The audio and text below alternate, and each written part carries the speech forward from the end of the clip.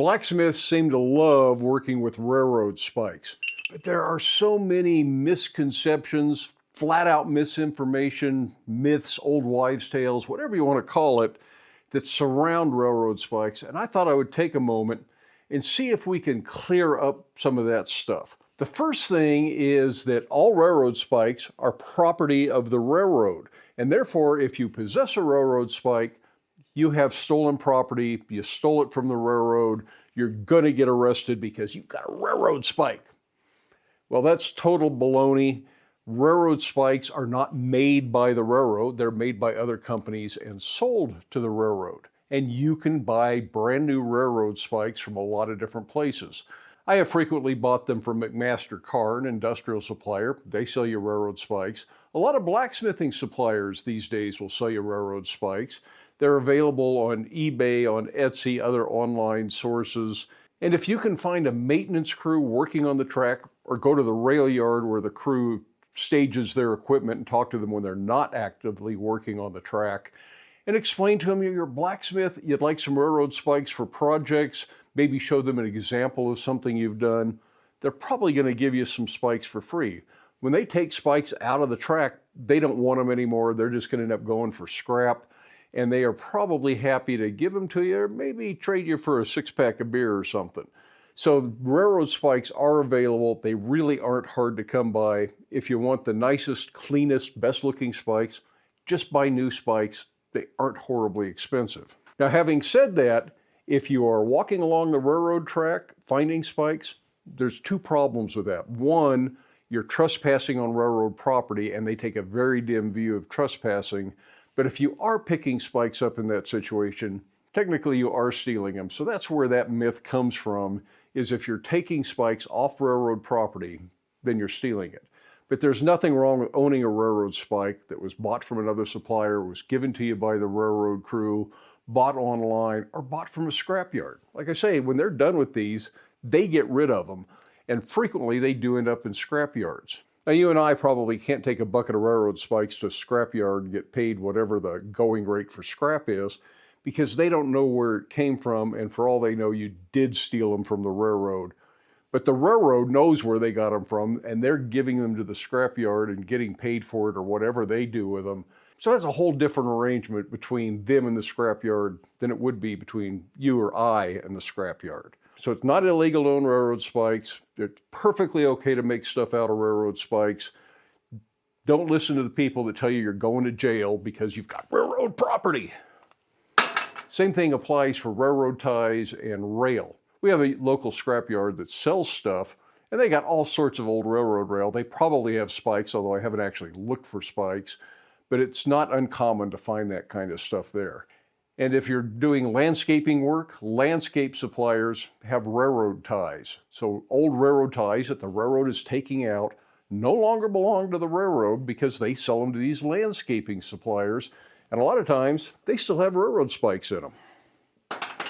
The next most common myth or misinformation associated with railroad spikes is that all railroad spikes are mild steel, they won't harden, they make terrible knives, terrible axes, and nobody in their right mind would ever make a tool out of a railroad spike. While there is some truth to the fact that the common spikes are mild steel, they aren't really hardenable unless you use something like super quench or unless you forge weld an edge in, which is an entirely legitimate way to do things if you want a hard cutting edge in a railroad spike. Plus, it'll give you a little bit more material to work with. But there are other things you can do with the mild spikes other than knives and axes. And that's things like this poker handle. This makes a really nice poker handle. It's been scarfed and forge welded to another bar, and this will get drawn out and worked into a poker. I have frequently taken these and carved faces into them. This is a little fire rake that I use in the coal forge. It's got a guy with a mustache on it, kind of a self-portrait sort of a thing. And that's a real interesting way to use railroad spikes. You see a lot of railroad spikes used for handles in barbecue tools, used for bottle openers, things like that. So even the mild steel spikes have some application if you or your customer base that you're selling things to are really into railroad spikes. But does that mean that all railroad spikes are mild steel and make lousy knives? No, of course it doesn't. There are the HC spikes, which, contrary to popular belief, does not stand for high carbon. It actually means higher carbon. It's kind of confusing, and it's a little hard to find exact information. But Blacksmith Depot, who sells these higher carbon spikes, has the metallurgy on their site. They got the metallurgy from the manufacturer. They have it listed on their website. You can look it up and see what the carbon content of these spikes are. In this case, it's 0.34% carbon. That's the same as 34 points of carbon. We usually talk about carbon steel in points. 1% is a very high carbon steel. When you get to 30 points of carbon, that's a medium carbon steel. So this is 34 points of carbon. That's well within the range of a medium carbon steel. These are hardenable. Are they going to be as hard as your favorite knife steel? Of course they aren't going to be. They're medium carbon steel. They aren't a great knife steel, but they are hardenable, and they would hold an edge better than the mild steel spike would hold an edge. I like to use these for little railroad spike axes, or tomahawks if you prefer that word. Really all the same thing. And that's really an item that is a little bit more of a novelty. It's something that people like because it's made out of a railroad spike. And I make sure the head stays intact so that it is recognizable as a railroad spike.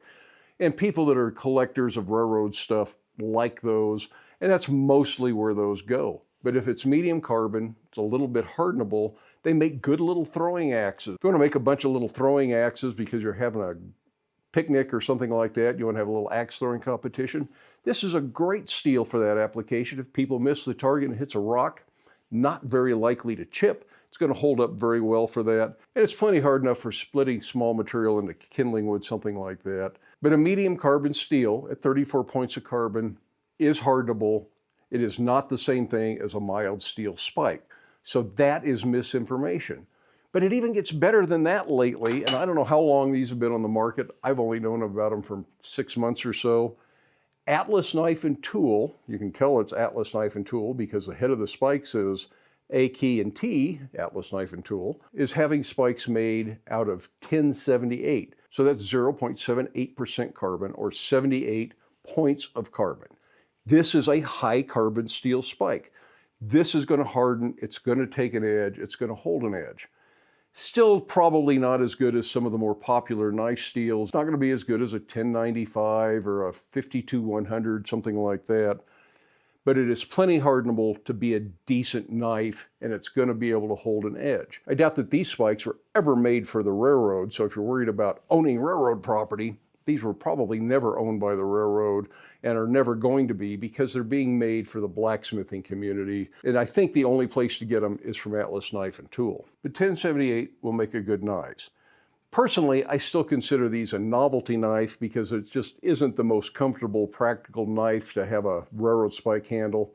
Yes, you could forge this out and just make some other blade off out of it and kind of ignore the fact that it's a railroad spike. But again, the only reason I'm using railroad spikes is so people that are into railroad stuff can see that this was made out of a railroad spike. So I still consider it a novelty knife. It's not something likely to be carried and used all day, every day. But you can harden these and it will make a decent knife. Now, in the past, I took a piece of spring steel, I think it was. I don't remember now. I'd have to go back and watch the video I did on this little knife. First thing I did was make a little railroad spike. So again, was never an actual railroad spike, but it looks like a railroad spike. And then I made a little knife out of it. So again, it's hardenable. If you just see it and say, oh, it's a railroad spike, it's not hardenable. It won't hold an edge. That is simply a false and misleading statement. So I hope that this little discussion clears up some of this stuff. There is so much misinformation out there, and people like to repeat it like it's the gospel truth. And it simply is not. You really need to look this stuff up. It is not hard to find some of this information online. In the forum groups, Facebook comments, YouTube comments, all of that often are not the best source of information, and you should be looking for more reputable sources like Atlas Knife and Tool's website, where they tell you that their spikes are made out of 1078, or Blacksmith Depot's site, where they tell you that the spikes they're selling have 34 points of carbon in them, and then you know what the real information is. Anyways, I hope that makes some sense. I hope you have time in your day to get out to your shop, make something, have fun, stay safe, wear your safety glasses. We'll see you for the next video.